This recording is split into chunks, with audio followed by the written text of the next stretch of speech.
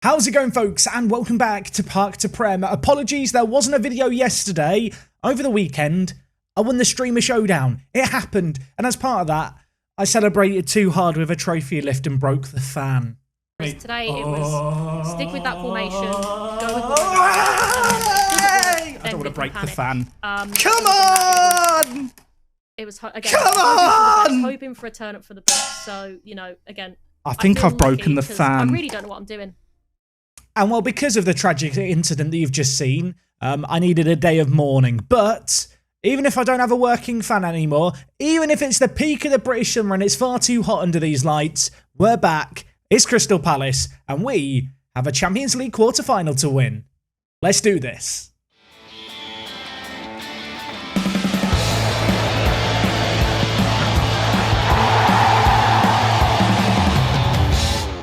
That's right, welcome back everyone to Park to Prem. We are here as champions of England. Yes, this was somewhat predictable, but we have managed to do it, and we are having quite the season. I feel like when you look at the past few seasons, 81 points last year. The year before that, we actually got 89, but it was still very, very close towards the top of the table. With 6 games left of the year, we're still in contention with getting that crucial, that illustrious 100-point season. I would really, really like to do that. And, well, the games since we last here have gone rather well. Now, last episode, we did the first leg of the Champions League first knockout round, and I wasn't sure if I was going to do the second leg. I kind of went into this match here with the mindset of, if it didn't go to plan, if I was looking like maybe I could lose come halftime, we'd jump into that game just midway through the episode. As it transpired, we were 3-0 up after 35 minutes, and Frankfurt, to be honest, just didn't have an answer for us at home. It was a top-quality team display, and in a slightly weird way, I suppose, I was kind of glad I didn't do this in a video, because it was very, very straightforward, but nevertheless, good result, good variety of goal scorers, and yeah, with that, we've made it to, well, you've already seen it, the quarterfinals, where today we take on Lazio. Now, elsewhere in matches since we were last here, we played Leeds twice, once in the FA Cup, once in the Premier League. We were able to win both of those. We also beat Blackburn Rovers 7-0. We then beat Leicester 3-0 in the FA Cup. And most recently, we drew against Everton. Kind of funny to see us draw. Granted, it was a good comeback, but this result here, this singular point, was actually what won us the league. So, not the most amazing of circumstances to win the league with. It would have been nice to, win 7-0 to win the league, but it doesn't really matter, does it?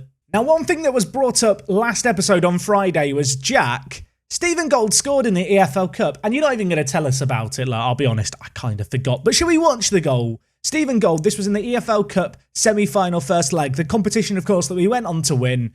And, well, our old friend here, he is number 40. He's just a big pillar of a man in the middle. He's just doing Stephen Gold things, ball whipped in, smashes it into the bottom corner, wheels away in celebration, and I know there is a Stephen Gold fan club out there.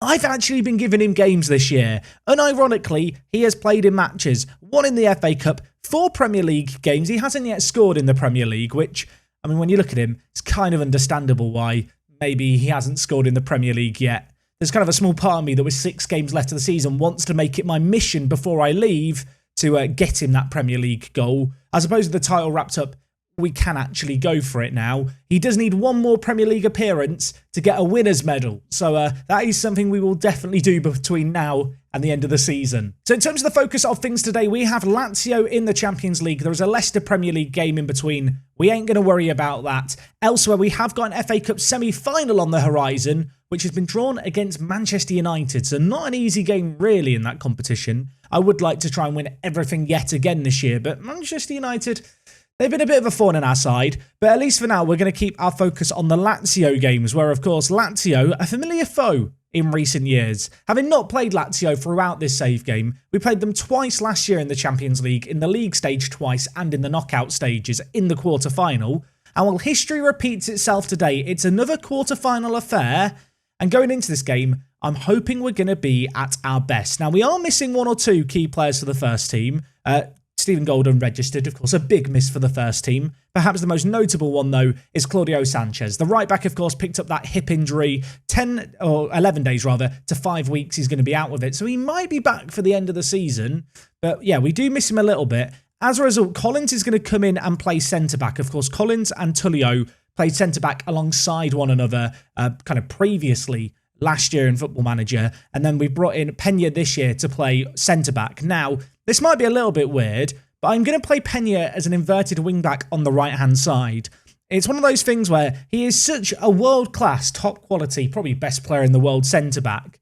You don't really look at him and go inverted wing-back, but actually his attacking ability, his vision, his technicals are actually really, really solid. So, yeah, a little bit of an experiment going on today. If we just look at things, he has played for us 3 times at right back this year and done okay in it. Fingers crossed he's going to get the job done for us today. As going into this first leg, we are at home. So, a good rule here, I feel like is key if we want to make it through to the next round. Okay, so let's get into this one. Taking on Lazio, I feel like we have a good chance here, but at the same time, complacency has caught us out before. Just looking at their team, not 100% fit. Lotito out on the left-hand side, Spignarelli up front, and also Armini struggling somewhat for fitness. That might play into our hands. As well, there is going to be a big goal kick taken. Pena playing in at right back today. We'll keep an eye on his performance. Of course, the rest of the team pretty much at full strength. De Silva was coming back from a little knock, so that's why Erling Haaland is playing today. And while that man is lurking in the middle for Zandbergen to try and pick out, and on this occasion, he's going to head over. Pena with a throw-in on the far side, tries to pick out Zandbergen. It's going to be cleared away, but Collins should be able to get there to pick up the pieces. Indeed he is. Gives it to Tullio. Fontana. Lovely, lovely build-up play. Chiric on the near side. Forward to Haaland, playing in that kind of half space as the left-sided attacking centre mid. Horniak, Fontana, oh my word, it is absolutely sensational. It is absolutely beautiful. One of the best players in the world, debatably the best centre mid I've ever had in Football Manager. He doesn't score that many, he doesn't do that much. That right there, that was rather special. Haaland to Horniak to Fontana, a little bit of space, picks out the bottom corner, wraps it round Ampadu, and into that bottom corner it goes to make it 1-0 on the night. I'm going to get a little bit shouty here. 10 minutes left of the first half. We've been on top, but not really created enough, at least for my liking. At the moment, you can see Lazio's best performer is their goalkeeper. I think that gives you an idea of how the half has gone. And well, for all these chances that we've had, we've not actually seen that much in the way of highlights. I'm still going to tell the players I'm delighted. Haaland on a 6.9 concerns me. We have, though, got plenty of options on the bench. So coming up to the hour mark here, I'm going to make some changes. Chiric has actually just picked up a knock, which is less than ideal for the left-back. I'm going to bring in McIntosh and just play it safe. Elsewhere, Haaland's had a better start to the half, but I am still going to bring in De Silva, and I think we will save our last sub for now. Chiric picking up a knock is a bit of a concern. Ordinarily, I maybe would risk him, but of course, with all the injuries we've had at full-back this year, and the fact that Chiric has missed game time through injury, it's a little bit of a needless risk for us. As well, Carnier goes close there at the near post. Was a good chance. Saved by the goalkeeper, though. And, well, the game remains a 1-goal game as the Lazio keeper looks to launch it forward. Pena, rocking the green headband, wins the ball. Zandbergen, Fontana, Horniak. Lovely ball through there, actually. Fontana's vision to see that pass, superb. De Silva, Horniak. Lovely, lovely build-up play. Horniak charges through the middle and smashes it into the top corner. We nearly sold this man to Newcastle for £200 million. He decided he wanted to stay. I was already packing a bag for him. Maybe I'm going to be glad we didn't get rid of him here, because that was actually a really, really nice goal. De Silva to Horniak, that underlapping run. He charges forward and he just smooshes it into that top right corner. No chance for the keeper. And, well, with that, the breathing room that I think we probably deserve on the night is, well, ensured. Now, really, it's about maybe trying to take another chance, to be honest, whilst we're on top. Corner, maybe. Fontana going to whip it in. Tullio is there. Marcus Tullio, you beautiful man. Vice-captain, fantastic. 9th of the season for him. Makes it 3-0. That is a very important goal for us. And, well, nice to see Fontana padding his stats with the set piece. He got it towards the near post. Tullio's header was inch perfect. And, you know what? With that, knowing the fixtures we've got, let's just lower the tempo. Let's up the time wasting. 15 minutes here. Let's chill out. Save our legs. We don't want to pick up any unnecessary injuries or knocks. I'm going to bring in Gurajaga for Lopez, who's on a booking, just to make sure Lopez doesn't get sent off, really. The second leg of this fixture takes place in a week's time, so I'm not taking any risks here if I can avoid it. Pena receiving the ball that was lumped for by Lazio. Lazio have not created anything in this game. It's been a really, really solid team display in this home leg. Our fourth goal would really be the cherry on top as McIntosh has possession, gives it to Horniak, who's going to look to make something happen through the middle. Ball played forward to Gurushaga, who breaks through and makes it his 21st of the season. Not too bad from the Ballon d'Or winner, if I might say so myself. That is, well, as I've said, it's the cherry on top. That is game, set, and match as far as I'm concerned. Really, really nice build-up play. Ball dink through, Gurushaga gets to it, hits it on his left foot, finds the bottom corner, and I hate to say it after one leg, I feel like that is this fixture done. Full time here, one-way traffic, Lazio with just 2 shots on target in the entire game. Very, very happy with that. And well, with it, we are in cruise control. Elsewhere, Manchester United, away from home, just beat Man City 4-0. And that is quite apt, really, because I think off the back of that result, I think I'm going to come back for the FA Cup semi-final. Is that correct? I feel like that's the right thing to do here, gang. I think 4-0 up, we're done against Lazio. Maybe I'll come back at the end of the second leg against Lazio just to confirm it all. But I may even play a rotated team now that we've won that one 4-0. And Manchester United in the semi-final at the FA Cup, that feels like a good match to do next, in my head. I feel like we've done what we needed to against Lazio. Manchester United are in red-hot form. We're in some good form too. It should be an amazing game. So with that in mind, we're going to go forward. We'll see how the game goes against Lazio. As I said, I might come back towards the end. I might just come back before the Man United game. You'll have to stick around for another 2 seconds to find out. Future Jack, take it away. Okay, folks, good news. We got rid of Lazio relatively convincingly. A 3-0 the second leg result meant that we won 7-0 on aggregate, and that means that I'm ready to get straight into this game against Manchester United. Worth noting, we did play Leicester, but because of the first leg against Lazio, I kind of rotated the team around for both of those matches, leaving us in the best possible position for this one because, I mean, let's be honest, Manchester United in this Football Manager universe are rather good. Worth noting, in the other semi-final, Watford in the Championship won in extra time against Newcastle. So a crazy achievement for them. You'd have to back whoever wins this game between ourselves and Manchester United to win the whole thing. Of course, we are going to hope it's us. And well, when it comes to our team selection, this is the same team that took on Lazio in the last game that you saw. As you can tell by all the hearts and all the green happy smiley faces and just all the general goodness. The team's happy, I'm happy. Let's get into this.